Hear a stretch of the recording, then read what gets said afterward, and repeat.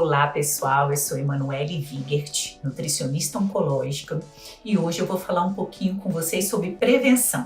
Então, aproveitando um pouquinho essa atmosfera importante do mês de outubro, que é o mês que eu estou gravando esse vídeo, sobre prevenção de câncer de mama, né, que é um mês que é dedicado a essa conscientização para prevenção e combate ao câncer de mama.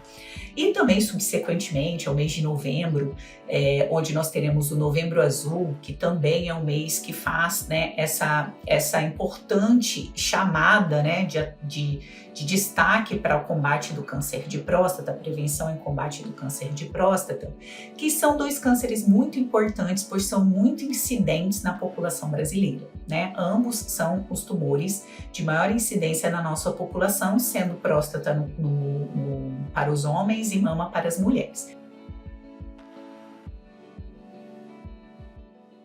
Então, aproveitando um pouquinho esses meses, né, de conscientização para essas neoplasias, eu gostaria de falar um pouquinho de prevenção. Então, quando a gente fala de prevenção do câncer, nós estamos falando de alterações, né, relacionadas principalmente a fatores relacionados à nutrição, dieta, atividade física, ou seja, aspectos relacionados ao comportamento. Então, que são grandes focos de atenção quando a gente fala em prevenir doenças crônicas de modo geral, dentre elas o câncer. Então, existem hoje, pessoal, recomendações para a população brasileira que foram publicadas pelo Instituto Nacional de Câncer nessa publicação aqui, que está disponível no site do INCA. Ela se chama Dieta, Nutrição, Atividade Física e Câncer, uma perspectiva global.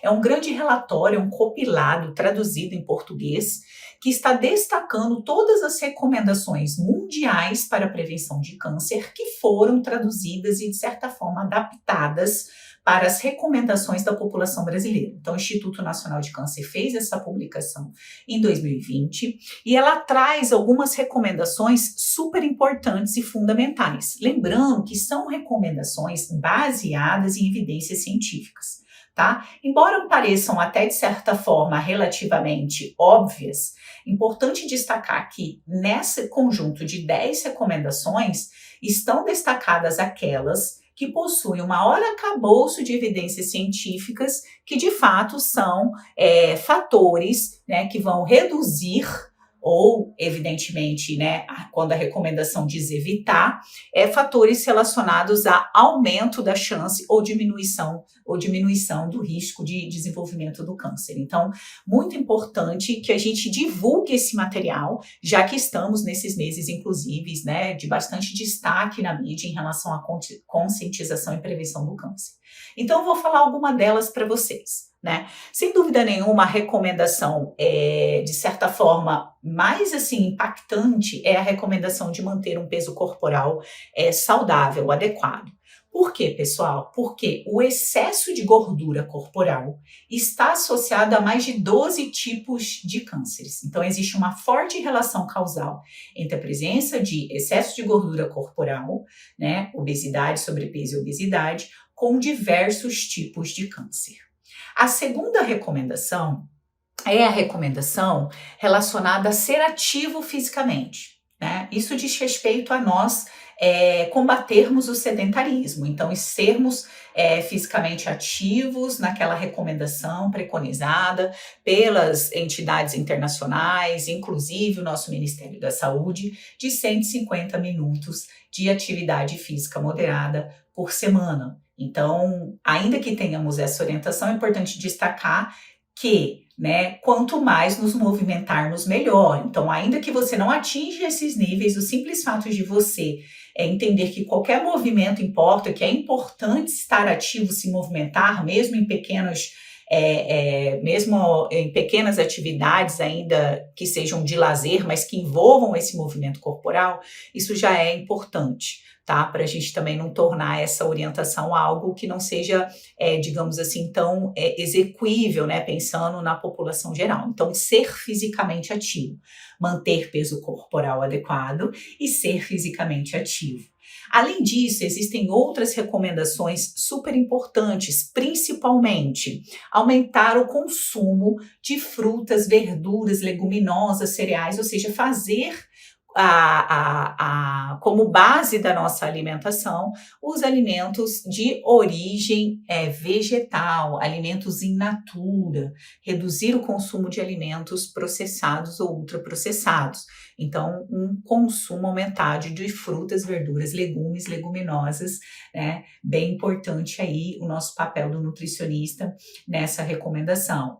Além disso, nós temos como recomendação dessa publicação, pessoal, a redução do consumo de carne vermelha. Vejam, redução do consumo, né? É sugerido por meio dessas recomendações um consumo de até 500 gramas de carne vermelha semanal. Então, não significa excluir a carne vermelha da alimentação, significa revezar o consumo, né? Reduzir o consumo e, evidentemente, consumir outras fontes de proteicas de carne, como peixe, frango, enfim, outras carnes que não sejam carnes vermelhas.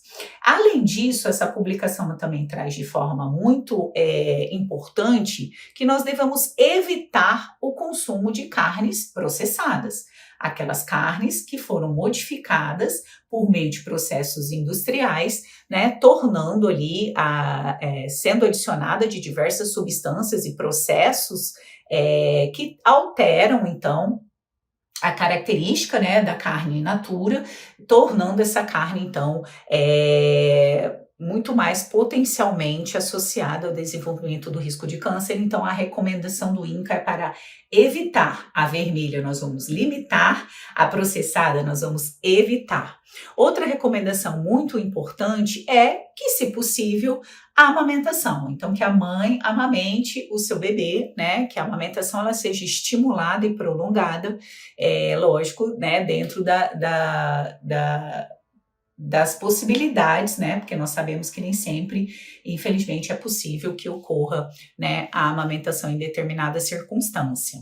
Tá? Então, existem outras recomendações, mas eu queria destacar essas, eu acho que são de fundamental relevância, né, para que nós, enquanto nutricionistas ou profissionais de saúde, estejamos cientes de que são recomendações, sim, que de certa forma envolvem hábitos de vida saudável, mas que são recomendações que estão postas como de elevada evidência científica por diversos comitês internacionais, e inclusive aqui pelo nosso Instituto de Referência, que é o Instituto Nacional de Câncer, o INCA, como recomendações para a prevenção do câncer. Então, como toda doença crônica, o câncer, ele é uma doença que pode, né, em grande parte, em maior número, ser prevenida, pois os principais fatores associados ao desenvolvimento da doença estão relacionados ao estilo de vida, ao comportamento, a exposições ambientais, muito mais do que a aspectos relacionados a genéticos, relacionados à hereditariedade.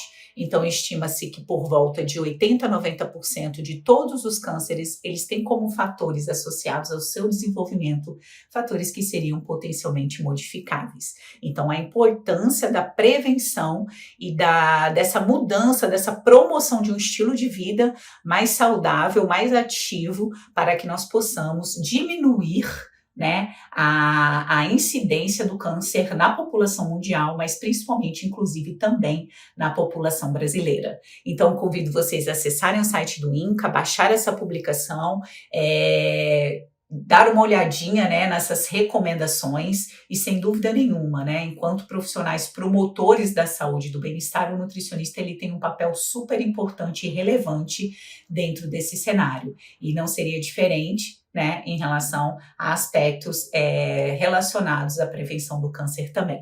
Tchau, tchau, pessoal!